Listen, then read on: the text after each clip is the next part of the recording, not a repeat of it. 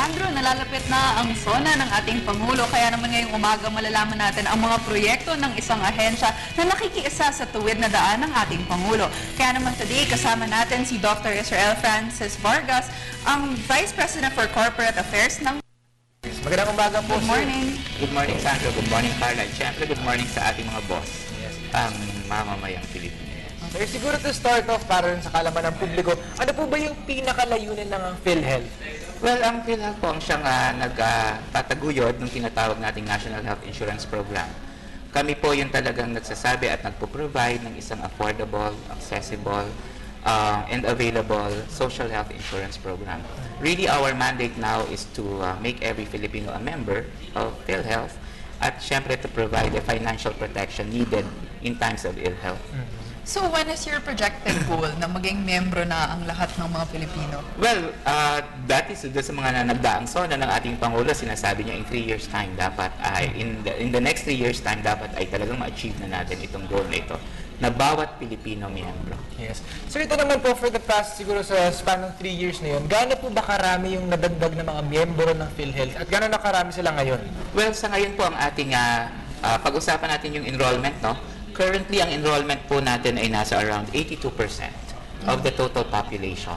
That's around 79.2 million Filipinos.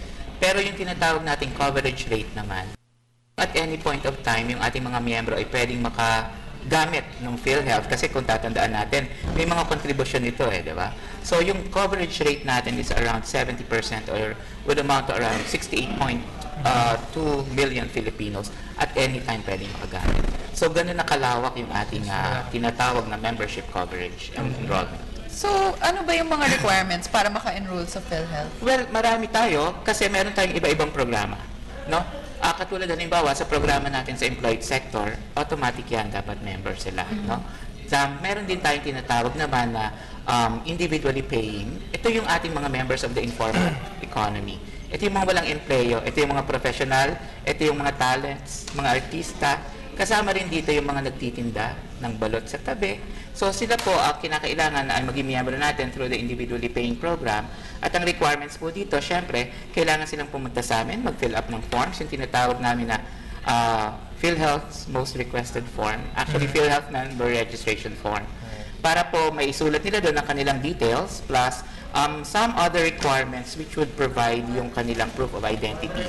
Kasi tatandaan nyo rin po yung PhilHealth, I'm sure your members, kaming mga qualified dependents. So yung qualified dependents, meron pong proof of dependency katulad ng birth certificate ng anak. So kung yun po ay i-declare na nila as dependent, requirement din po yun para doon. And ang isang pinakamaganda talagang proyekto ng PhilHealth ngayon is yung tinatawag nating sponsorship program. Kasi di ba alam naman natin, marami pa rin ang medyo mahihirap sa ating bansa. At ito ngayon, ang nagpo-provide ng premium contribution ay ang ating gobyerno. It's either the national government, the local government, or any other who can sponsor membership. So dito po, ang national government, ang DSWD naman ang naatasan na mag-identify nitong mga our poor members of the society para may enroll sa atin. Yes. Meron pa tayong OFW para sa kalam nito. Oo. Okay. So yung ating mga kababayan naman na mga Pilipino na nasa abroad, na mga land-based OFWs, so before they leave, ay yan po ay mga nagiging miyembro na rin sa atin sa PhilHealth sa programa. And of course, very convenient na rin maging member kasi meron rin silang mga, you can apply in malls. Yes. Diba sa mga Robinsons Malls, Yes, we do meron have the rin. PhilHealth Express. Yes. And of course, ang PhilHealth naman po ay umahabol din sa teknolohiya. So you can download also forms and registration forms. Actually, yung pagiging member, Carla, tinry ko yun. Ako mismo pumunta ako sa office. Ito rin kung efficient man ang service ng gobyerno. Napakabilis talaga. Parang hindi mo maisip na parang kailangan pumila kasi diba usually yun yung parang kinakatamaran ng ating mga kababayan na parang ayoko nang pumila kasi ayokong mag-antay, ganyan. Pero sobrang bilis lang, napaka-efficient. Nag-improve na rin ang technology ng ating Yes, yun mga... lang, pwede mo kayo i-download. Kumbaga, fill up mo na yung form. So yun yung ginawa mo. Sa gali ka pa. Napakalapit lang, di ba? Parang napaka-convenient.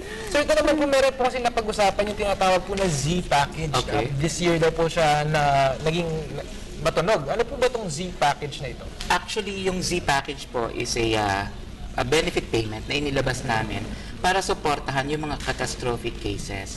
Kasi alam naman natin na pagka nagkakasakit, merong mga pagkakasakit na pagka na-hospital tayo or kinakailangan, ay kahit medyo may kaya tayo, it will lead us into a catastrophic state, poverty side. Kasi medyo mahal talaga magkasakit ngayon. At yun nga ang tinututukan ng PhilHealth, yung masuportahan. So meron tayong mga ipinalabas. So far kasi when we started it, 4 na sakit. We think is a catastrophic case. So sinimulan natin yan sa prostate cancer, leukemia, breast cancer, and kidney transplant. So ito po ay pinalabas natin ng mas malalaking nabayadan. We're paying almost 600,000 for kidney transplant ngayon.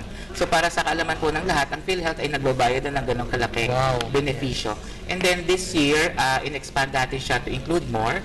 Kasama dun yung mga operasyon sa puso, yung graft, bypass grafting, yung pagka mga bata natin, di ba, may tinatawag na may butas sa puso, yung ventricular septal defect, yun ding mga anomaly sa heart katulad ng tetralogy of Fallot, yan pong lahat ng yan. At saka cervical cancer, which is of course for our women, ay binabayadan na rin po natin. So ngayon po, mas pinapalaki natin ang benepisyo para dito. And we are even increasing the number included in the Z benefit package. So it's really a special benefit in support to catastrophic diseases. Okay. Pero usually ba, magkano yung ini-invest ng isang miyembro at ano yung mga benefits na nakukuha niya? Oo, actually, tama ka dyan.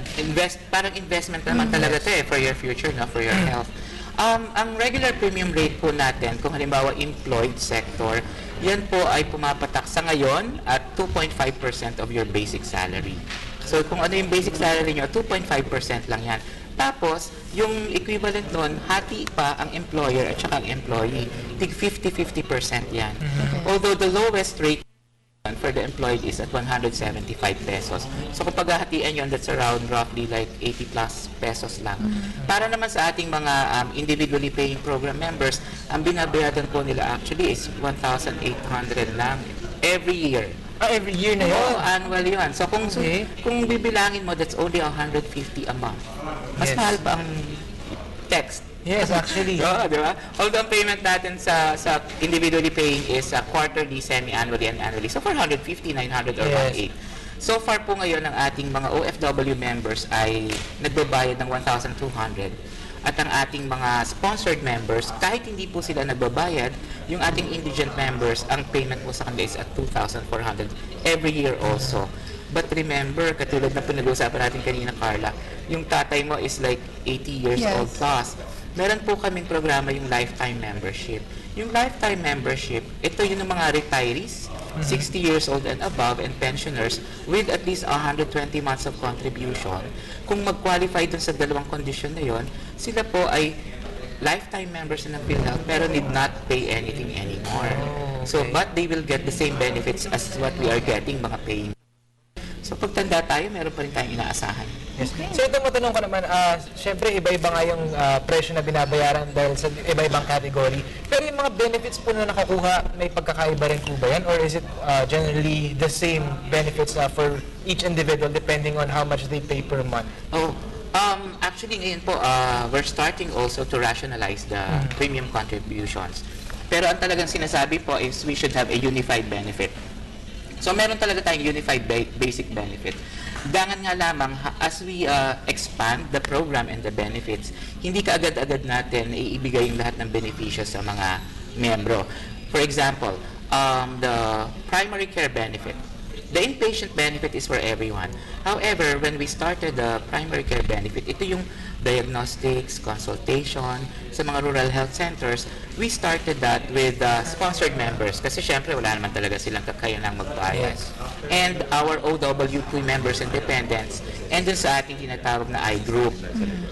So dun yung nagsimula. Now, we're trying to expand it to employed sector, and we're starting to pilot this with DepEd personnel, teaching and non-teaching. So hopefully later, ay may expand na natin sa lahat ng mga miyembro. So as we go along developing and expanding our benefits, hindi lang nagkakasabay-sabay yung implementasyon. Okay. Kasi inuunti-unti din natin, kasi inaaral din natin. But so far, meron talagang unified benefit schedule for everyone. So meron ba kayong mga bagong programa na mala-launch within the year? Well, opo. Isa actually sa pinapilot namin ngayon, we're doing the evaluation also is the point of care.